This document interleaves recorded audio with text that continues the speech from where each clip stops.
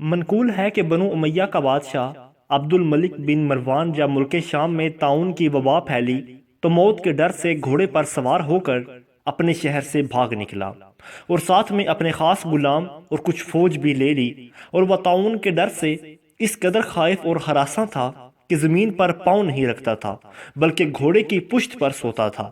دوران سفر ایک رات اس کو نیند آئی تو اس نے اپنے غلام سے کہا کہ تو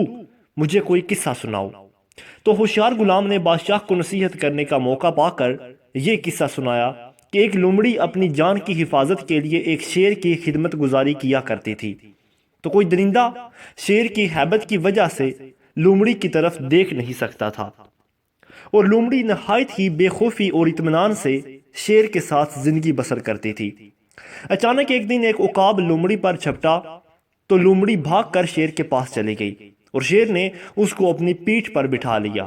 عقاب دوبارہ جھپٹا اور لومڑی کو شیر کی پیٹھ پر سے اپنے چنگل میں دبا کر اڑ گیا۔ لومڑی چلا چلا کر شیر سے فریاد کرنے لگی تو شیر نے کہا کہ اے لومڑی، میں زمین پر رہنے والے درندوں سے تیری حفاظت کر سکتا ہوں، لیکن آسمان کی طرف سے حملہ کرنے والوں میں سے تجھے نہیں بچا سکتا۔ یہ قصہ سن کر عبد الملک بادشاہ کو بڑی عبرت حاصل ہوئی اور اس کو سمجھ میں آ گیا کہ میری فوج ان دشمنوں سے تو میری حفاظت کر سکتی ہے جو زمین پر رہتے ہیں، مگر جو بلائیں اور وبائیں آسمان سے مجھ پر حملہ آور ہوں ان سے مجھ کو نہ میری بادشاہی بچا سکتی ہے اور نہ میرا خزانہ اور نہ میرا لشکر میری حفاظت کر سکتا ہے۔ آسمانی بلاؤں سے بچانے والا تو بجز خدا کے سوا اور کوئی نہیں ہو سکتا۔